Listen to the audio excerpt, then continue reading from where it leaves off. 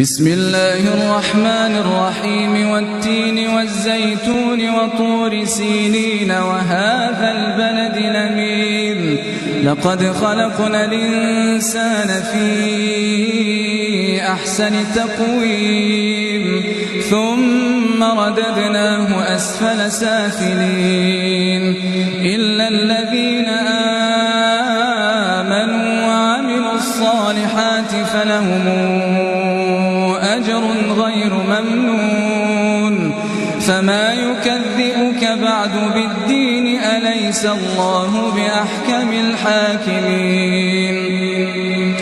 بسم الله الرحمن الرحيم اقرأ باسم ربك الذي خلق خلق الإنسان من علق اقرأ وربك الأكرم الذي علم بالقلم علم الإنسان ما لم يعلم كلا إن الإنسان ليطغى أن رآه